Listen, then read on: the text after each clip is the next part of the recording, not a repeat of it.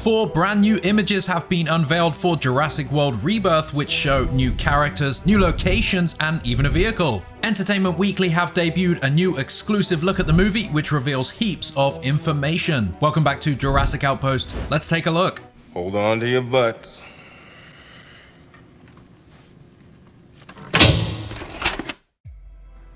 Well, would you look at that? Those next few weeks came along pretty damn fast. We've got a new look at the upcoming Jurassic sequel, 4 new images from Entertainment Weekly, a new interview with director Gareth Edwards that reveals quite a bit about this film, about his intentions and goals for it, even comparing it to the tone and style of the first Jurassic Park.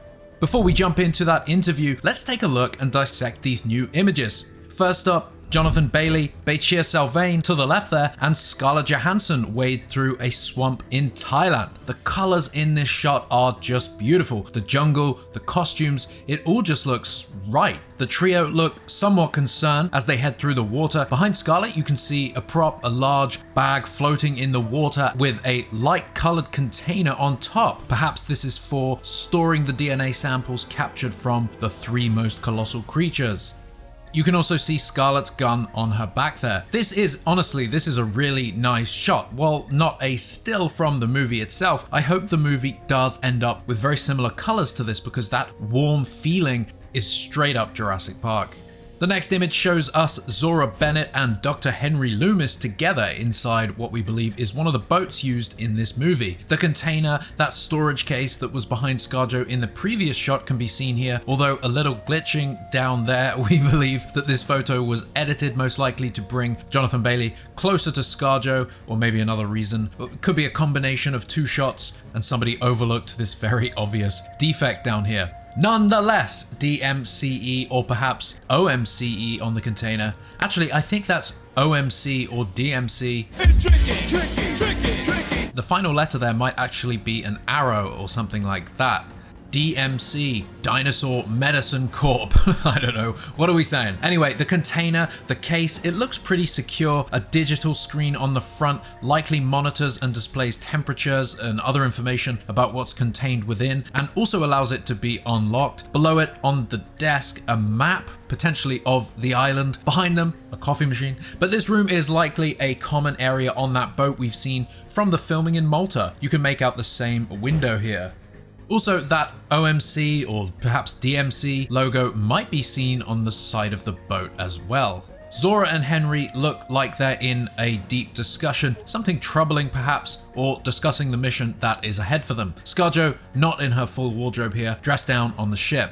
Jonathan Bailey also seems to be holding some sort of small parachute, and there's a bag strapped there that he doesn't possess in other shots that we've seen. So many interesting details in these shots. The next image takes us back to the long grass. Technically our 4th look at this scene now, gotta love it. I didn't know that Martin Krebs, played by Rupert Friend, would be heading to the island, but it's giving me very Lewis Dodgson from the Lost World novel vibes for sure.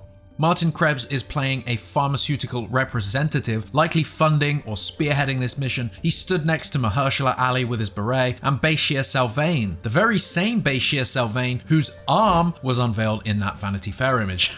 You can see walking sticks or trekking poles in his bag, rope in Mahershala Ali's bag. The trio look like they've been trekking on this island for quite some time. Noticeably, Martin Krebs' shirt is dirty and looks days old. The 3 are smiling, happy, looking up at something in awe. Is it a dinosaur or something else? What do you think? This location, this scene, clearly is a big part of the movie. Something crucial happens here, and we know from the slate in the Vanity Fair shot that this scene is 116, so it's not early on in the film. The mist behind them, the lush green grass, it's all very Jurassic. The final shot shows us Zora Bennett, and we get a first official look at one of the vehicles. Looking very square-bodied and InGen in design, it's shining its lights as Zora runs forward with the container.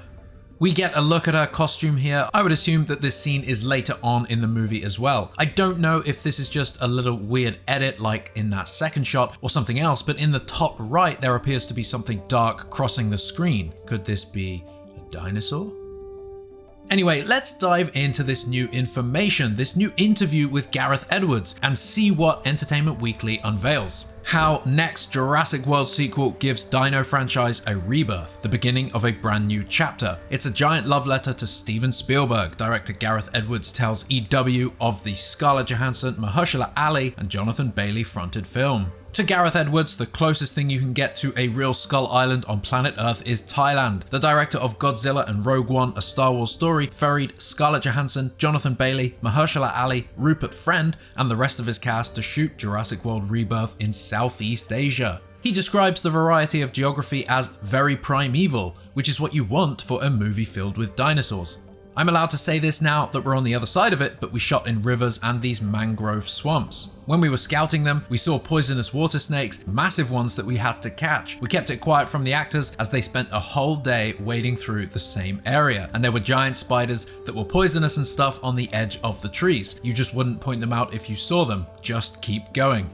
For the scenes shot on the ocean, they then went to Malta. The filmmaker mentions some water stunts they needed to accomplish in a tank, but then they filmed boatloads on the Mediterranean. It's probably the last film I ever shoot in the ocean because it was very difficult. I'm glad we persevered, but I think everybody, all the actors, went through as crazy a journey as the characters in the film. These very physically demanding, sometimes near-death experiences that had these high reward factors if you managed to succeed. These locales were part of the back-to-basics approach to the movie. As the title suggests, the next Jurassic World sequel is a rebirth of sorts for the franchise. Not that it necessarily needed one, people still flocked to theaters to see dinosaurs on the big screen. The last three each crossed $1 billion at the box office. Still, since 2015's entry, which began a new trilogy starring Chris Pratt and Bryce Dallas Howard, critical acclaim drifted downwards incrementally. The last installment, Dominion, with its reunion of the trio, made about half as much as the first Jurassic World in the US alone. At the end of the day, it still skirted over the billion mark worldwide.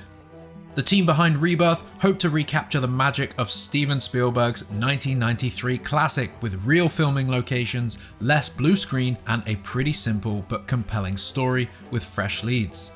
I can't speak for Universal, but it did feel like a new trilogy in a way, Edwards said. I'm not sure what their plans are, but it felt like the beginning of a brand new chapter in this franchise. To me, it's a giant love letter to Steven Spielberg and his earlier films. There are moments in this movie that reminded me very much of Jaws. It's like little greatest hits of all those aspects of his films that I loved growing up as a child. It's essentially a little adventure odyssey across this island, a survival story, really. Johansson, Ali, and Bailey are essentially the new faces of Jurassic World. 5 years after the events of Dominion, in which dinosaurs mingled with humans all over the globe, these creatures are now dying out. The present-day planet proved to be inhospitable to the prehistoric ilk, except for a small region in the tropics around the equator, where many of them now congregate. The three most colossal dinosaurs of land, sea, and air within this biosphere hold genetic material precious to a pharmaceutical company that hopes to use the dino DNA to create a life-saving drug for humanity.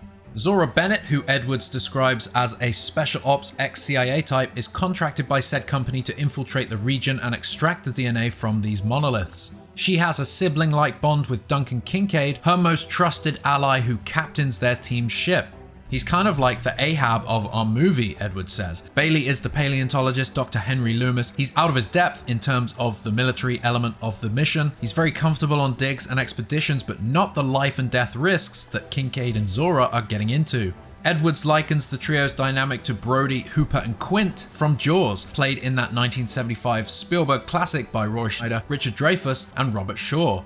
Disparate individuals hunting a prehistoric creature. It's that kind of triangle between three different overlapping characters. There's a lot of fun between the three of them that really popped out to me. It's less of a love triangle and much more of a competitive who's the alpha in the group kind of way. And that guy walking through wetlands in a white-collared shirt, that's Martin Krebs, a representative of Big Pharma on site to ensure his company's interests. But even he, Edwards points out, isn't the cliched corporate figure. Rupert's got a little bit of James Bond about him. They all tried to play a little bit against type slightly. The curveball to the story, written by original Jurassic Park scribe David Koepp, is that Zora's team receives a mayday signal from a civilian boat that capsized from an attack. So on top of pulling off this dangerous mission, the crew now has to worry about the safety of the Delgado family, played by Manuel Garcia Rolfo, Luna Blaze, David Iacono, and Audrina Miranda. Obviously, it all goes wrong and becomes a situation that you enjoy watching as a Jurassic fan. Once you're on the adventure, the film doesn't let go until the end credits. The enjoyment of it is in the moment-to-moment chase, escape, scare, horror, curveballs in the whole plotting of the set pieces, and the dinosaur moments. Edwards is on a mission of his own to capture the essence of what he loved about Spielberg's Jurassic Park, a crucial piece of cinema that had an immediate impact on Edwards' career as a filmmaker. He decided to work in visual effects partly as a result of his viewing experience. Jurassic Park did lead the way with computer graphics, but I feel like we got lost along the way with the arms race to a spectacle, he elaborates. Jurassic actually only had just a few dozen VFX shots in it, and it's such a powerful film. So it was trying to go back to all those tricks and ideas that tease the audience, that create suspense and tension, that get you on the edge of your seat. I just wanted to create that feeling I had when I was young of being in awe of these things. And if that means trekking through poisonous snake-infested waters to get the shot, so be it. What a fantastic insight into this movie, truly. So much to love there. Jaws inspirations, come on. Gareth really was the right man for the job. His passion for Spielberg's early works, for storytelling in general, and especially how the original movie told its story, and creating suspense and tension, holding back on the VFX, it's what we need to get this franchise back on track. These 4 new images are enough of a tease for now. The movie just looks and sounds great, fleshed out, grounded characters, David Koepp's writing, these locations, Gareth's vision, it all sounds like it's going to come together to really be something special. But what do you think? What is your favorite image of the 4? Leave that and any thoughts you have down below in the comments.